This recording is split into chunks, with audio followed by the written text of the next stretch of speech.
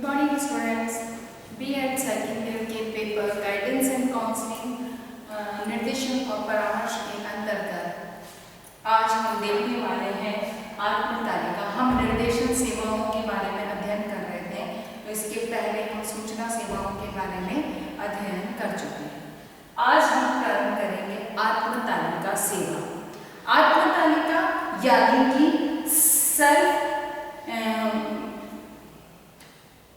Self invention index कहा जाता है, जिसके सर्विसेज कहा जाता है, जिसके अंतर्गत एक व्यक्ति अपने बारे में, अपनी खुद की विशेषताओं के बारे में, अपने गुणों के बारे में, अपने अंतर्निहित जो उसमें खुद में अंतर्निहित है विशेषताएं, उनके बारे में जानने का उसे अवसर मिलता है। क्योंकि ये वे इंडेक्स हैं या ये वे सर्विसेज होती हैं जिसके अंदर बालक के गुणों के बारे में समस्त जानकारी संग्रहित की जाती है, जिससे कि व्यक्ति अपने आप को समझने का उसे बहुत बड़ा अवसर इनके माध्यम से प्राप्त होता है। क्योंकि कई बार होता है कि व्यक्ति करता कुछ है, उसकी अपनी योग्यताएं कुछ होती हैं या उसका कार्य करने की क्षमताएं कुछ होती हैं और इसकी वजह से वो सफल नहीं हो पाता।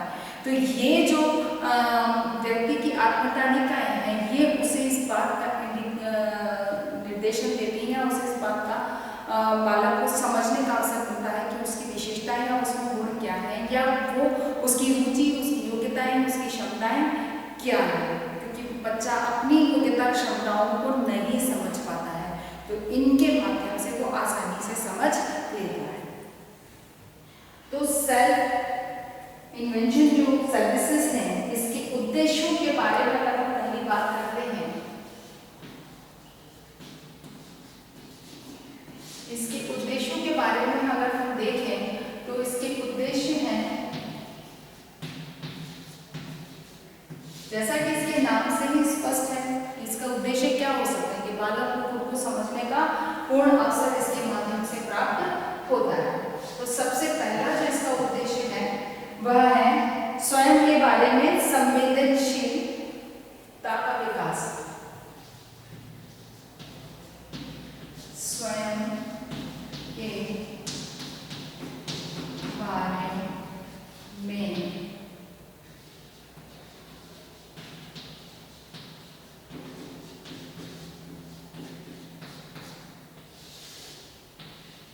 संवेदनशीलता का विकास। ठीक है ना। स्वयं के बारे में संवेदनशीलता का विकास की व्यक्ति स्वयं के बारे में संवेदनशील होना चाहिए, सेंसिटिव होना चाहिए। यानी कि उससे सेंसिटिव का मतलब यहाँ पर इस बात से है कि उसे अपनी क्षमताओं, अपनी योग्यताओं, अपनी रुचि, अपने वर्क एफिशिएंसी के बारे में समझ लेने का अवसर, उसे उसकी क्षमता का विकास करना कि वो खुद को कैसे समझ सकता है। संवेदनशील होना यानी कि उसमें अपने आप को समझने की संवेदनाएं होनी चाहिए। खुद को अगर समझने की संवेदना नहीं है, अगर खुद को समझने की भाव नहीं है, तो निश्चित है कि आप सफलता का जो हम कहते हैं कि एक सक्सेस रिजल्ट जो हमको चाहिए, जो परिणाम हमें चाहिए, सफलता के परिणाम जो हमें चाहिए, वो हमें प्राप्त नहीं होते हैं। इसीलिए इसमें सबसे पहला जो उद्देश्य होता है वो व्यक्ति में स्वयं में संवेदनशीलता के विकास की भावना होनी चाहिए। अगला है वस्तुनिष्ठ आधार उपलब्ध कराना।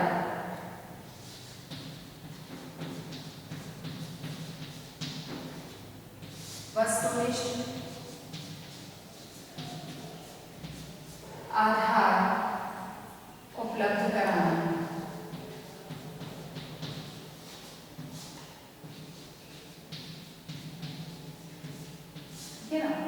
यानी कि इन तालिकाओं के माध्यम से वस्तुनिष्ठ क्यों कहा गया है?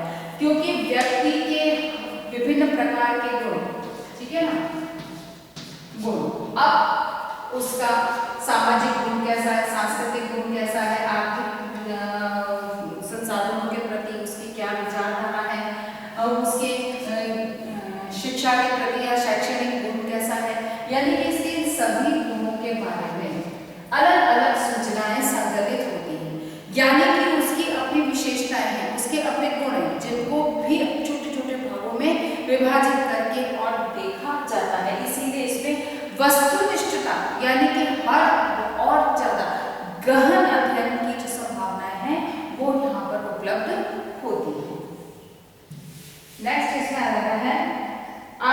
विश्लेषण की दक्षता।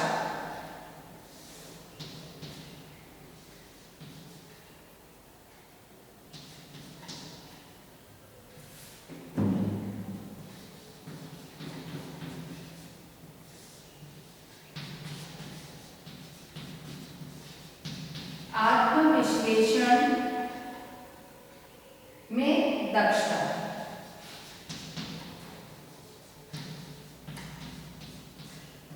आत्मविश्लेषण में दक्षता यानी कि व्यक्ति अपना खुद का इवैल्यूएशन कर सके, खुद का विश्लेषण कर सके, खुद के बारे में, खुद के किए गए कार्यों के बारे में खुद उसका इवैल्यूएशन कर सके, उसका ये कहा जाए कि उसका विश्लेषण कर सके, उसके बारे में हर छोटी छोटी पक्ष को एक तरह से कहा जाए कि जो भी किया गया है उसके हर छोटे भाग को, कार्य के हर छोटे विभाजित करके हर भाग को समझना और अपने क्षमताओं को समझ लेने की उसमें क्षमता का विकास करना कि मुझ में क्या क्षमता है, मैं कैसे करूं। तो वो जब तक विश्लेषण यानी कि उसको जब तक पूरी तरह से विश्लेषित नहीं करेगा तब तक वह किसी नतीजे पर या निष्कर्ष तक नहीं पहुंच पाएगा। इसीलिए आत्मविश्लेषण के लिए आत्मतालिका का उपयोग किया जाता है। और अगली बात इसमें आती है वह है स्वमूल्यांकन।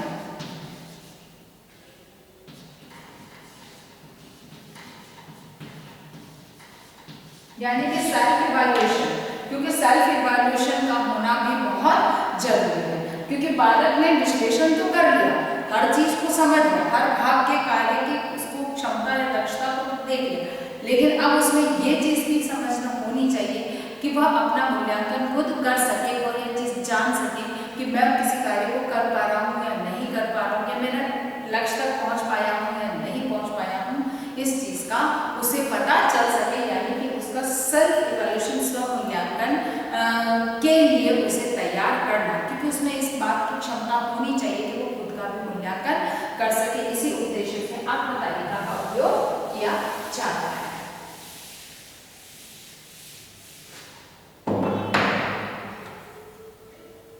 उसके बाद आता है, उसके बाद हम देखते हैं कि आत्मतालिका की कार्यविधि। कार्यविधि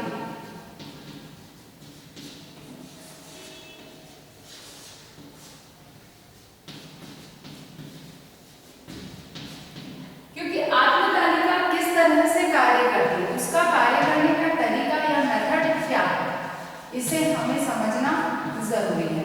क्योंकि अगर हम इसे नहीं समझते हैं कि आत्मतालिका सेल्फ इन्वेंटरी जो है सर्विसेज, अगर इसमें ये कहा जाए कि इसका हम उसमें बहुत सारे इंफॉर्मेशन कलेक्ट की जाती है।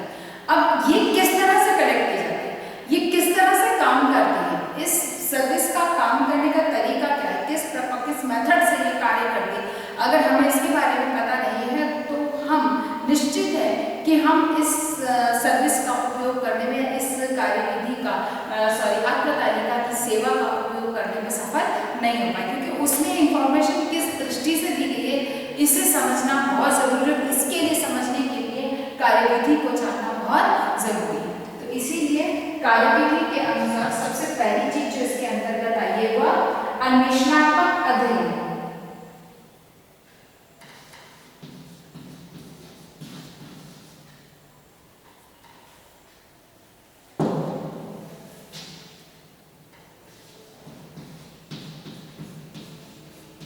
अन्वेषणात्मक अध्ययन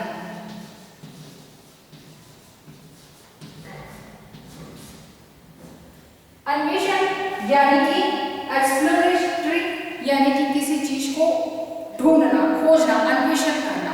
और उसके आधार पर यानी कि अन्वेषणात्मक अध्ययन विधि है, क्योंकि इसके अंदर हर चीज का खोजा जाता है, पता लगाया जाता है, उसके बाद में संपूर्ण जानकारी को एकत्रित किया जाता है। अब वो जानकारी किसी के कहीं सुनी आधार पर नहीं होती, बकायदा उसको खोजा जाता है, उसको एक्सप्लोर किया जाता है, उसके आधार पर फिर बाकी सूचनाओं को उसके अंतर्गत संकेतित किया जाता है। इसीलिए यह अन्वेषण अध्ययन विधि है, अन्वेषण पर आधारित है।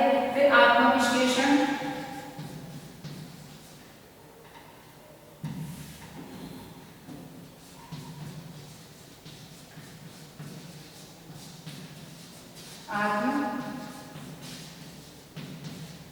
विश्लेषण, ठीक है ना। यानी कि यहाँ पर व्यक्ति में आत्मविश्लेषण, सेल्फ उसका एनालिसिस करने की क्षमता का विकास होता है। यानी कि इसमें सेल्फ एनालिसिस करना, आत्म विश्लेषण की प्रक्रिया को अपनाया जाता है, जिसमें कि व्यक्ति स्वयं का विश्लेषण कर सके, स्वयं का एनालिसिस कर सके कि मैंने जो काम किया वो किस तरह से मैंने किया है, स्टेप बाय स्टेप हर चीज को अच्छे से एनालिसिस कर सके। क्योंकि इस तालिका का या इस सर्विस का मूल मंत्र या मूल उद्देश्य ही यही है कि व्यक्ति स्वयं को समझ सके। इसीलिए इसमें सेल्फ एनालिसिस की जो है समस्त गुंजाइश या समस्त संभावनाएं विद्यमान होती है या उसी के आधार पर ये कार्य करती है। और अंतिम बात है परामर्श, काउंसलिंग। और अगला जो कार्य विधि है इसमें काउंसलिंग के माध्यम से ये तालिका काम करती है, क्योंकि इसके अंदर व्यक्ति को उसकी समस्याओं का पता लगता है, उसके आधार पर उसे केवल परामर्श प्रदान किया जाता है, या उस आधार पर कार्य करती है। अर्थात कि इसकी कार्य विधि को 3 तरीकों से किया जाता है। अन्वेषणात्मक इसमें अध्ययन किया जाता है, फिर आत्म विश्लेषण के आधार पर, और फिर बाद में परामर्श के आधार पर इसमें कार्य किया जाता है, या परामर्श के आधार पर, अन्वेषण के आधार पर और सेल्फ इवैल्यूएशन के आधार पर तथ्यों को संकलित किया जाता है, जिससे कि व्यक्ति स्वयं को समझ सके। अगला जो कार्य इसके अंदर आता है इसका महत्व, आत्म विश्लेषण तालिका का महत्व।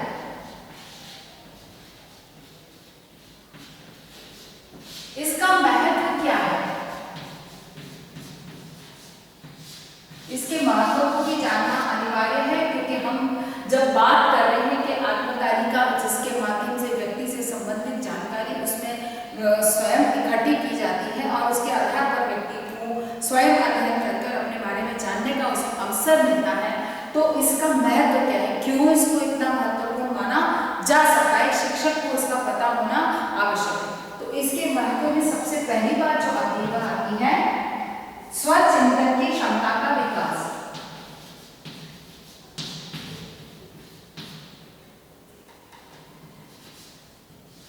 स्वचिंतन की क्षमता का विकास, यानी कि व्यक्ति स्वयं के बारे में चिंतन करने की क्षमता उसमें होनी चाहिए कि मैंने काम क्या सही किया है, क्या गलत किया है, किस तरह से मुझे करना चाहिए था, किस तरह से मैंने किया है, मुझे क्या करना चाहिए, क्या नहीं करना चाहिए। यानी कि खुद के बारे में चिंतन करने की क्षमता उसमें होनी चाहिए, क्योंकि अधिकांश रूप से मैंने वर्तमान में तो अधिकांश रूप से इस चीज को देखा गया कि युवा पीढ़ी जो है वो जो कार्य किया है वो हमने बिल्कुल सही किया है। अब कहाँ आप गलत है, कहाँ सही है, इसका आपको इवैल्यूएशन करना आना चाहिए। और वर्तमान में बालक ऐसा नहीं करते, उन्होंने जो काम कर दिया वो सोचते कि हमने बिल्कुल सही कर दिया। लेकिन ये तालिका जो है वो इस पीढ़ी को या बच्चों को ये चीज स्वयं के बारे में चिंतन करने का प्रशिक्षण प्रदान करती है, कि वो खुद के बारे में एक थॉट, मतलब खुद के बारे में सोच सके कि मैं क्या कर रहा हूँ, मुझे क्या करना चाहिए था और क्या किया है, क्या करना चाहिए, इस चीज का उसे अवसर मिल सके। नेक्स्ट आता है इसमें मूल्यांकन के अवसर।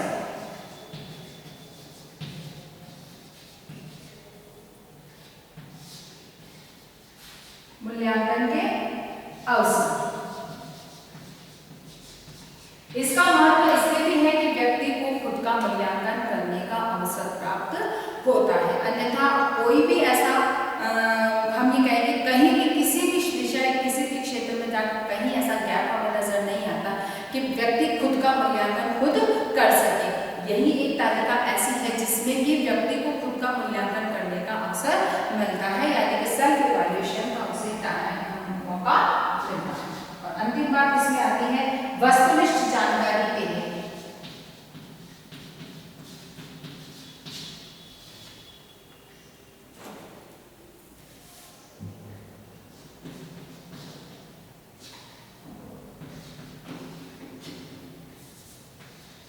वस्तुनिष्ठ जानकारी वस्तुनिष्ठ जानकारी के लिए निश्चित है कि इसमें जानकारी जो होती है वो हर चीज अलग, मतलब कि विश्लेषणात्मक तरीके से सूचनाओं को एकत्रित किया जाता है, जिसके आधार पर व्यक्ति को हर वस्तुनिष्ठ जानकारी प्राप्त होती है, यानी कि हर छोटी से छोटी चीज और संपूर्णता के आधार पर उसे पूरी जानकारी प्राप्त करने का अवसर मिलता है। तो इस आधार पर अगर हम देखते हैं तो आत्म तालिका जो है वो व्यक्ति को अपने स्वयं के बारे में समझने का जो है साधन है, और उसी के आधार पर व्यक्ति से संबंधित जितनी भी सूचनाएं हैं बस व्यक्तिगत वो सारी सूचनाएं इसके अंतर्गत संकलित होती है, जिसमें कि एक निर्देशनकर्ता को उसके संबंधित हर छोटी से छोटी जानकारी आसानी से उपलब्ध होती है और उसे अच्छे से गाइड करने का या एक बालक को अच्छे से निर्देशन देने का उसे अवसर प्राप्त होता है। अगली बात इसके अंतर्गत जब हमने इसकी कार्यविधि देखा था तो कार्यविधि के अंतर्गत शब्द जो आई थी उसमें आई थी परामर्श। कार्यविधि के अंतर्गत जो आई थी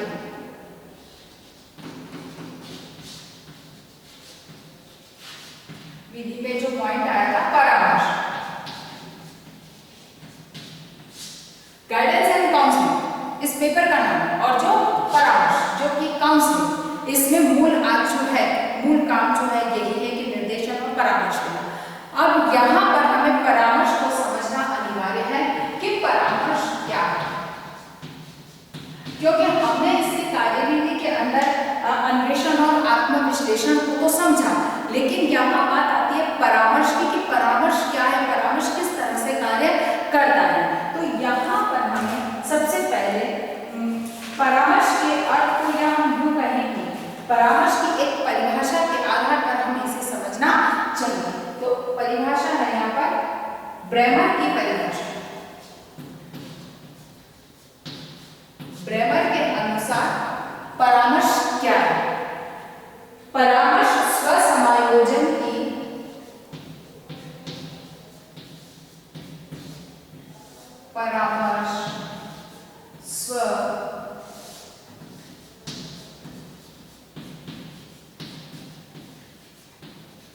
स्वसमायोजन की ऐसी प्रक्रिया परामर्श को स्वसमायोजन की ऐसी प्रक्रिया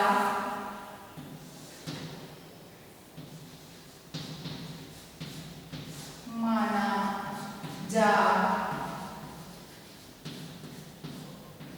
सकता है, जिसमें परामर्श लेने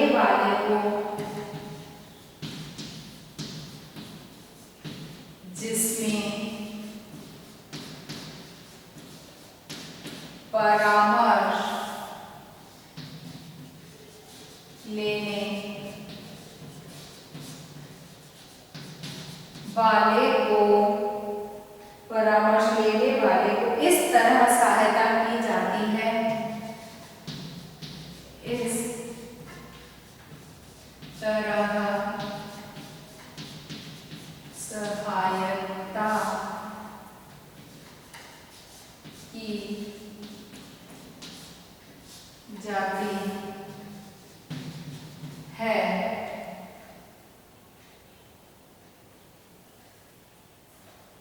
कि वो पहले से अधिक कि वह पहले से अधिक निर्देशित बन सके।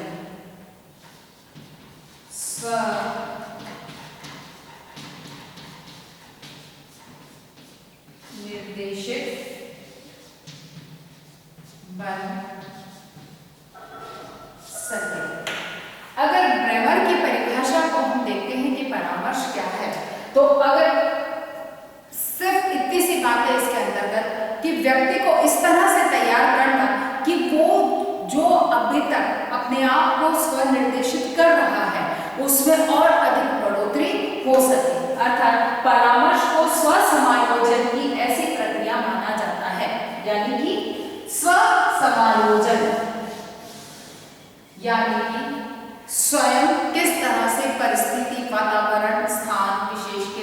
समायोजन एडजस्टमेंट कर सकता है। तो स्व समायोजन की ऐसी प्रक्रिया माना जा सकता है जिसमें परामर्श लेने वाले को इस तरह से सहायता, यानी कि जो परामर्श ले रहा है, परामर्श लेने वाला यानी कि जिसे हम परामर्श दे रहे हैं, वो उसको इस तरह से सहायता यानी कि इस तरह से हेल्प की जाए कि वो पहले से अधिक स्वनिर्देशित हो सके, यानी कि अब तक वो खुद को जिस तरह से निर्देशित करता आया उससे और अधिक उसको निर्देशन अच्छे से प्राप्त, खुद को अच्छे से निर्देशित कर सके। अर्थात ब्रेमर के अनुसार समायोजन की वह प्रक्रिया जिसमें व्यक्ति अपने आप को पहले से अधिक निर्देशित कर सके। यही है परामर्श की परिभाषा। या ये हम समझे कि परामर्श में अंतर्गत जो है वो मूल रूप से एक ही बात आती है इसके अंदर कि परामर्श में व्यक्ति को केवल हम सुझाव दे सकते हैं, सुझाव दे सकते हैं। मानना या ना मानना ये व्यक्ति के ऊपर निर्भर करता है। केवल हम उसे सुझाव दे देते हैं, अपनी बात को मानने के लिए उसे बाध्य हम नहीं कर सकते। अब इसकी आवश्यकता, परामर्श की आवश्यकता पर जब हम बात करते हैं, इसकी आवश्यकता क्यों होती है?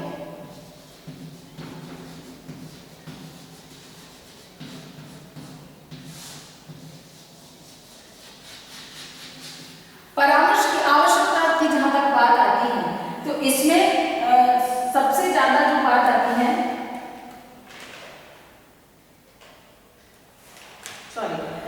इसकी आवश्यकता क्यों पड़ती है? क्योंकि जब व्यक्ति की समस्या, जब व्यक्ति के सामने किसी तरह की समस्या आती है तो उसके निवारण, समस्या के निवारण, समस्या के निवारण के लिए उसे परामर्श की आवश्यकता होती है। अब यहाँ पर जैसे ये परामर्श की प्रक्रिया है तो आम टैलेंट जीवन में हमें देखने को मिलती है, चाहे दो मित्रों के आपस में परामर्श होता है, माता पिता से प्राप्त होता है, शिक्षकों से प्राप्त होता है, अन्य समाज के अन्य बड़े बुजुर्गों, घर परिवार के बड़े बुजुर्गों से हमको ये प्राप्त हो जाया करता था। जब पारिवारिक सामाजिक संरचना, संयुक्त परिवार, पारिवारिक संरचना जो थी वो संयुक्त परिवार की थी, लेकिन अब स्थिति भिन्न हो चुकी है। न्यूक्लियर फैमिलीज का बढ़ोतरी होती जा रही है, एकल परिवारों का दिन प्रतिदिन चलन बढ़ता चला जा रहा है। ऐसी परिस्थिति में परामर्श की आवश्यकता बहुत अधिक बढ़ने लगी है कि क्या करना चाहिए क्या नहीं, कि दो परिस्थिति सामने है, मैं ये करूँ या ये करूँ, तो ऐसे में एक परामर्श के माध्यम से कि इसमें ये हो और इसमें ये, तुम देख लो तुमको जो चीज ठीक लगे। तो इसीलिए परामर्श की आवश्यकता इस कारण से बढ़ती चली जा रही है। परामर्श के प्रकार की बात आती है तो परामर्श के प्रकार, अब इसके प्रकारों की जहां तक हम बात करते हैं तो मूल रूप से देखा जाए तो ये चार तरह से कार्य कर रहे हैं। सबसे पहला है आपातकालीन परामर्श,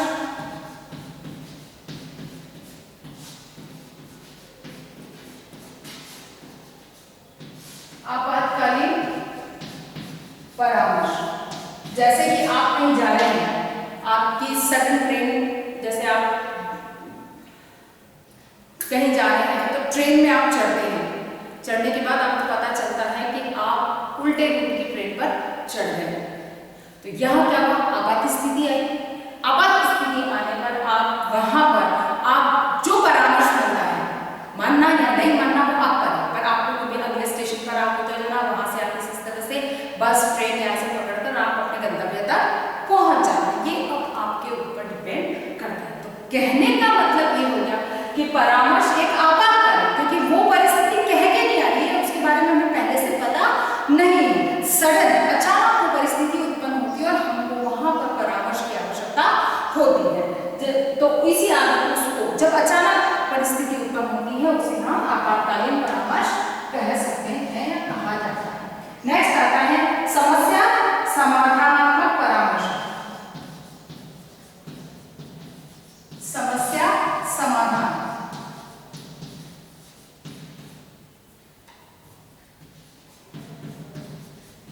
समस्या समाधानात्मक यानी कि समस्या के समाधान के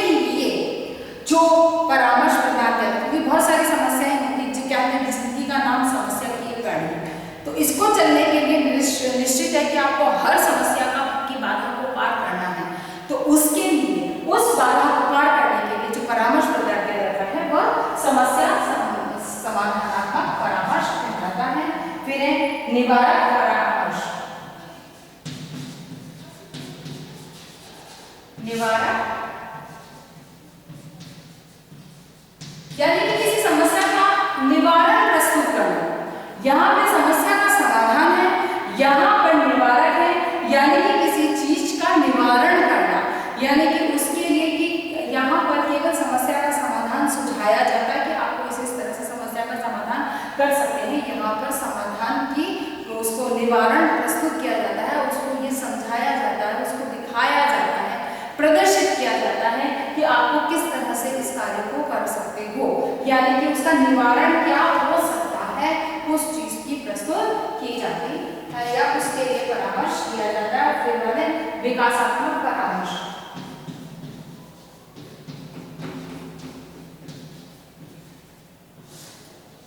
विकासात्मक परामर्श यानी कि विकास की प्रक्रिया के लिए हमें आगे बढ़ना, क्योंकि हमारे जीवन का उद्देश्य निरंतर रूप से विकास करना, तो विकास के लिए निरंतर रूप से विकास का पहिया चलता रहना चाहिए। इसके लिए किसी प्रकार की कोई बाधा उपस्थित न हो, इसी उद्देश्य से जो परामर्श दिया जाता है वो विकासात्मक जो परामर्श कहलाता है। परामर्श का महत्व, क्योंकि हमारे जीवन में इसका परामर्श महत्व बहुत अधिक है, तो इसका महत्व परामर्श का महत्व हमारे लिए क्यों और किस तरह से पाया बढ़ता है, इस चीज को अब हम देखते हैं कि क्यों इसका महत्व है। तो पहला है स्वयं को समझना।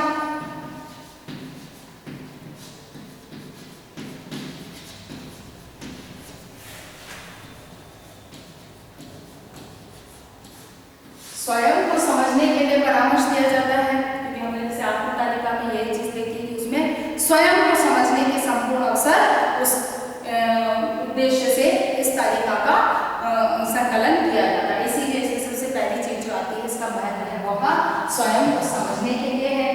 दूसरा है सही निर्णय लेने के लिए। सही निर्णय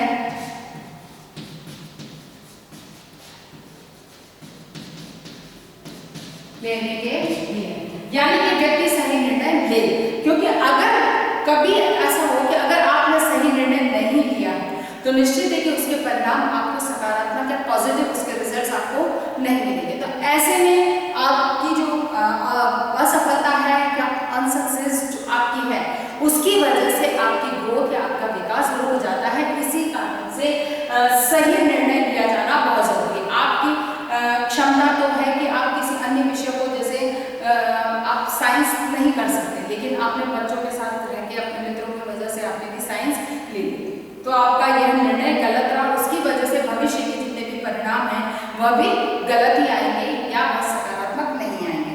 तो ऐसे में आवश्यक है कि आपका सही निर्णय लेना बहुत जरूरी है, और परामर्श उस कार्य को इसके लिए मतलब सही निर्णय ले सके, इसीलिए परामर्श की आवश्यकता होती है, इसका महत्व है। फिर है व्यावसायिक और शैक्षिक परिस्थितियों में समायोजन।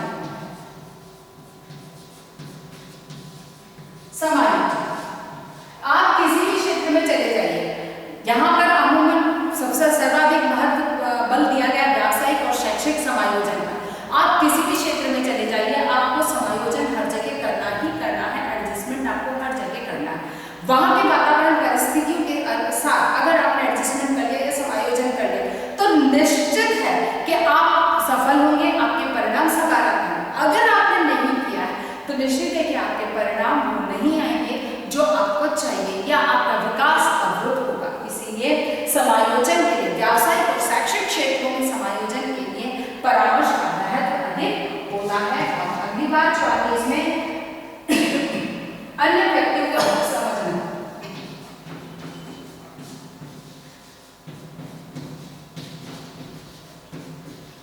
अन्य व्यक्तियों को समझना। अन्य व्यक्तियों को समझना, क्योंकि सामने वाला किस तरह का है,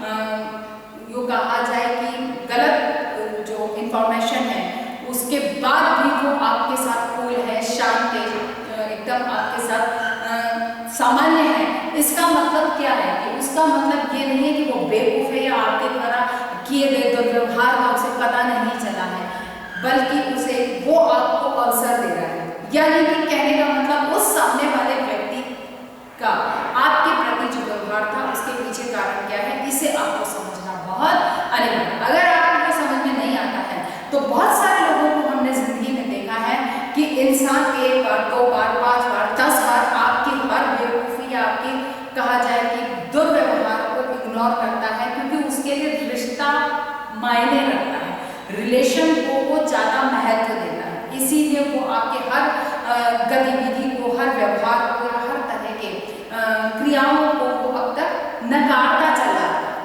तो इसका मतलब, और आपको या तो आपको उसकी समझ नहीं है कि वो ऐसा क्यों कर रहा है, इसीलिए आप उसके प्रति आपका दुर्व्यवहार निरंतर चलता रहता है, और ऐसे में एक समय सीमा ऐसी आती है कि रिश्ता टूट जाता है। क्यों? कि वही है कि जब सामने वाला आपको बहुत मौका दे रहा है और आपको नहीं समझ में आ रहा है तो निश्चित है वो फिर आपसे दूरियां बनाएगा। तो यह चीज समझना एक व्यक्ति के लिए बहुत जरूरी है कि किसी भी व्यक्ति का सामने वाले व्यक्ति या अन्य व्यक्तियों का व्यवहार क्या है, उनकी सोच क्या है, उनके किसी भी कार्य को करने के पीछे का जो उनकी मंशा है वो किस तरह की है, इन सब चीजों को मतलब कि अन्य सामने वाले व्यक्ति को समझना बहुत अनिवार्य है। इसीलिए परामर्श के माध्यम से, या इसका महत्व भी इसीलिए कि किसी व्यक्ति को कैसे समझा जाए, इसलिए भी परामर्श महत्वपूर्ण माना गया। अब परामर्श की प्रक्रिया किस तरह से अपनाई जाती है, किस तरह से इसका उपयोग किया जाता है, इसकी प्रक्रिया की जहां तक हम बात करते हैं, परामर्श की प्रक्रिया, तो इसको हमने ये कहा जाए कि सबसे पहला जो है इसमें परामर्श की प्रक्रिया में इसको 3 तरह से हम समझते हैं। परामर्श की प्रक्रिया को हम 3 तरह से समझते हैं। वह है पूर्व, यानी कि परामर्श के पूर्व उसकी प्रक्रिया होती है, क्योंकि परामर्श देने से पूर्व हमें संपूर्ण कार्य करने होते हैं, कुछ सूचनाएं इकट्ठी करनी होती है, इसलिए पूर्व की। दूसरा आता है परामर्श के समय, जिस समय आप परामर्श दे रहे हैं वह, और तीसरी बात जो आपकी आती है इसमें वह आती है उपरांत। यानी कि परामर्श की प्रक्रिया 3 तरह से चलती है, पूर्व, परामर्श के समय, परामर्श के समय और परामर्श के उपरांत। ठीक है ना? पूर्व में क्या तैयारी करनी है, इसकी प्रक्रिया इसके पूर्व की तैयारी करती है। उसके बाद में है परामर्श किस तरह से समय, जिस समय परामर्श दिया जा रहा है प्रक्रिया, उसके उस समय परामर्श देने की प्रक्रिया, देते समय की प्रक्रिया में किस तरह से कार्य करती है, और परामर्श के उपरांत किस तरह से हमें कार्य करना चाहिए। इस 3 जो है श्रेणियों से यह गुजरता है। इसके लिए सबसे पहला आता है विश्लेषण,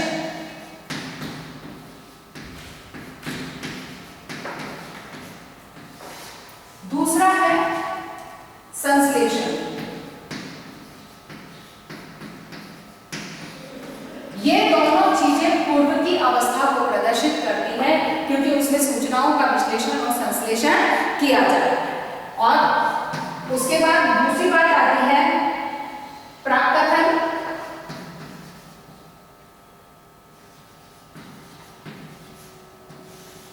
प्राकथन यानी कि व्यक्ति के आंकड़े सामान्य मतलब समग्र रूप में आंकड़ों को इकट्ठा करके उसके आधार पर उसके बारे में कुछ निश्चित सूचना हम बात करते हैं। और फिर है परामर्श। ये दोनों परामर्श समय की बातें हैं, यानी कि ये पहले तो हम पूर्व अवस्था में विश्लेषण और संश्लेषण, सूचनाओं में आंकड़ों का संश्लेषण विश्लेषण करते हैं, फिर यहाँ पर उसके आधार पर हम कुछ निश्चित रूपरेखा या प्रकल्पना करते हैं कि भाई इस आधार पर हमें कार्य करना, और फिर परामर्श का कार्य किया जाता है। और फिर बाद में अंत में आता है अनुवर्ती, अनुवर्ती सेवा, यानी कि जो क्या हमें परिणाम या उसके क्या रिजल्ट हमें दिखाई दे रहे हैं, वो परामर्श लाभकारी उसका परिणाम सकारात्मक आ भी रहे हैं या नहीं आ रहे हैं, इस आधार पर परामर्श की प्रक्रिया को पूर्ण किया जाए। आशा करती हूँ कि मेरी आज की बात आपको समझ में आई होगी। इस आधार पर आपको एक प्रश्न करना है।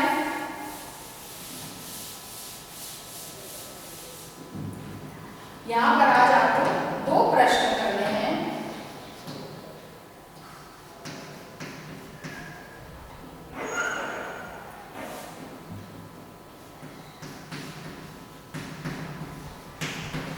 निर्देशन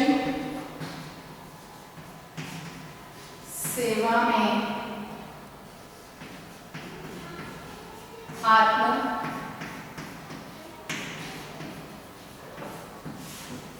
तालिका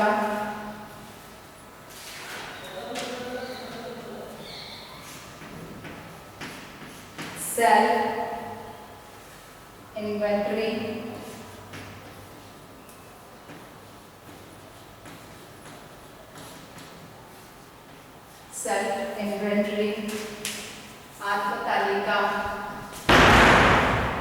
सेवा को समझाइए। और दूसरा है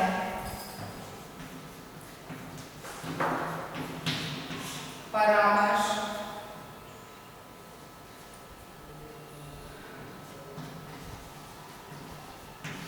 अर्थ समझाते हुए प्रकार महत्व तथा प्रक्रिया को स्पष्ट कीजिए। ये 2 क्वेश्चन करने हैं। इसके साथ ही हमारी इसकी फर्स्ट यूनिट यहाँ पर ही समाप्त होती है। अपनी बात को समाप्त करने से पहले कोविड-19 की इस महामारी के दौर में अपने आप को सुरक्षित रखें। बहुत अधिक आवश्यकता होने पर घर से निकलें। घर से निकलते हैं तो 3 बातों का ध्यान रखें। मुंह पर मास्क लगा कर निकलें, सोशल डिस्टेंसिंग का पालन करें और अपने हाथों को सैनिटाइज करें। स्वस्थ रहें, सुरक्षित रहें। धन्यवाद।